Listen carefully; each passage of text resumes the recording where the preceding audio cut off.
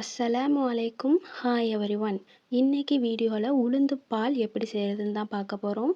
தேவையான பொருட்கள்: நாட்டு சர்க்கரை, உளுந்து மாவு, தேவையான அளவு தண்ணீர்.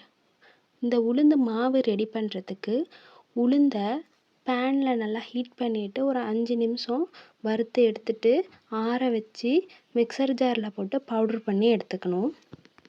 நாம் எடுத்து வச்ச நாட்டு சர்க்கரையை தண்ணி ஊற்றி நல்லா கரைச்சி வச்சுப்போம்.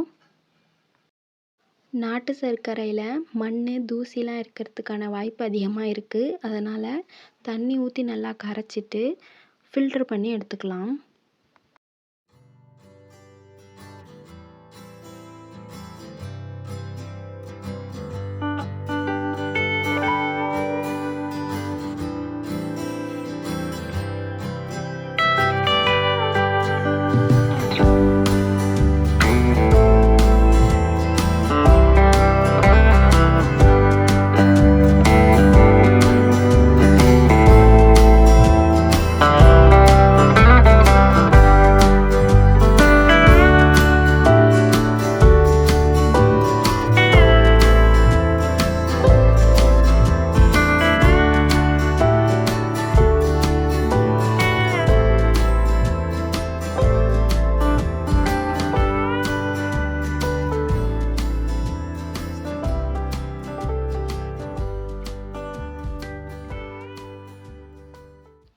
இப்போது உளுந்து மாவை நம்ம தனியாக ஒரு ஏனத்தில் தண்ணி ஊற்றி கரைச்சி எடுத்துப்போம். டைரெக்டாக அடுப்பில் தண்ணி வச்சு போட்டோம் அப்படின்னா கெட்டியாக போயிடும். ஃபஸ்ட்டே கெட்டிகள் இல்லாமல் நல்லா கரைச்சி எடுத்துக்கலாம். அதுக்கு ஃபஸ்ட்டு நாம் பொடி பண்ணி வச்சுருக்கிற உளுந்து மாவை இதில் தேவையான அளவு ஆட் பண்ணிக்கலாம்.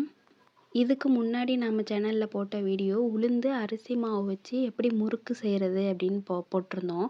அந்த வீடியோவை நீங்கள் இன்னும் பார்க்கலன்னா மறக்காமல் போய் பார்த்துருங்க.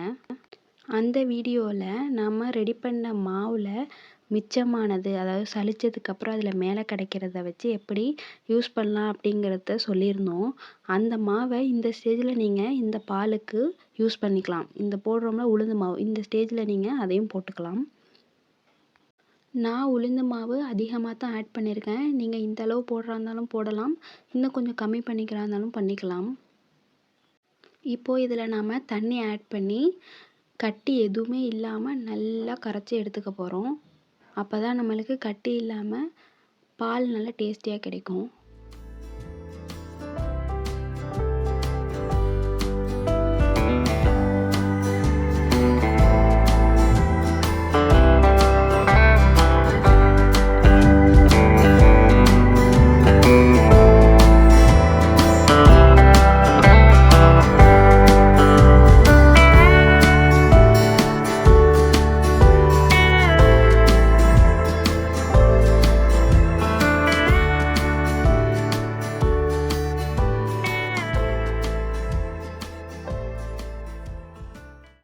இப்போ நல்லா மிக்ஸ் பண்ணி எடுத்தாச்சு.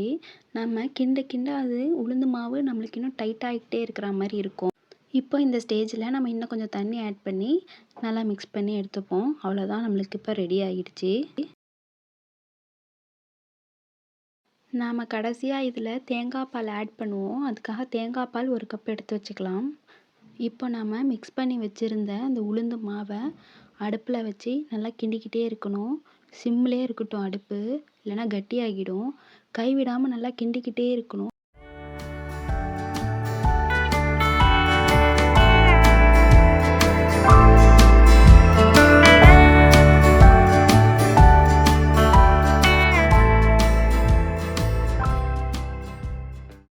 கொஞ்ச நேரம் ஆக ஆக நம்மளுக்கு இந்த மாதிரி கெட்டியாகிட்டே வரும்.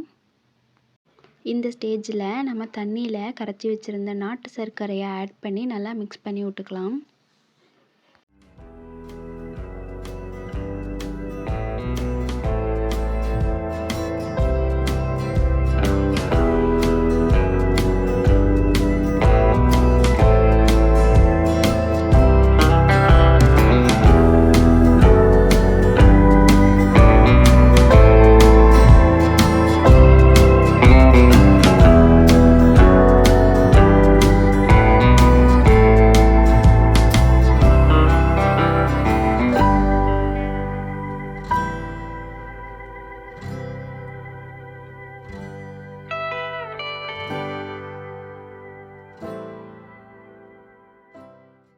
நல்லா மிக்ஸ் பண்ணி விட்டுட்டு இந்த ஸ்டேஜில் 3 ஏலக்காவை தட்டி இதில் ஆட் பண்ணினேன். அந்த கிளிப்பு மிஸ் ஆகிடுச்சு. நீங்கள் மறக்காமல் ஆட் பண்ணிக்கோங்க. அப்போ தான் வாசனையாக நல்லாயிருக்கும். இந்த ஸ்டேஜில் நம்ம எடுத்து வச்சுருந்த 1 கப் தேங்காய் பாலை சேர்த்து கலந்து விட்டுக்க போகிறோம். தேங்காய் பால் எவ்வளோ அதிகமாக சேர்க்குறோமோ அவ்வளோக்கு அவ்வளோ இந்த பால் டேஸ்டியாக இருக்கும். உங்களுக்கு கெட்டியாக பிடிக்கும் அப்படின்னா கெட்டியாக வச்சுக்கலாம். அப்படி இல்லைன்னா இன்னும் பால் இல்லைன்னா தண்ணி கலந்து லூஸ் பண்ணிக்கலாம். தேங்காய் பாலை நம்ம ஃபைனல் ஸ்டேஜில் தான் ஆட் பண்ணணும். முன்னாடியே ஆட் பண்ணிடக்கூடாது. ஆட் பண்ணி நல்லா கிண்டி விட்டு இறக்கிடலாம். இதில் நம்ம கொஞ்சம் உப்பு கூட ஆட் பண்ணிக்கலாம். அது நல்லா இனிப்பை எடுத்து காட்டும். அதுக்காகத்தான்.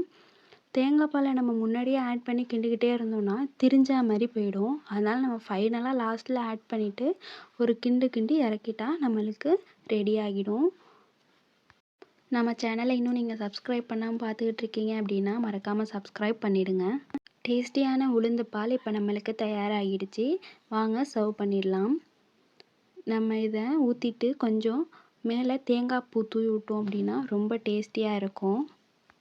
இந்த ரெசிபியை நீங்களும் மறக்காமல் செஞ்சு பாருங்கள். செஞ்சு பார்த்துட்டு எப்படி இருந்துச்சுங்கிறத கண்டிப்பாக கமெண்ட்டில் சொல்லுங்கள்.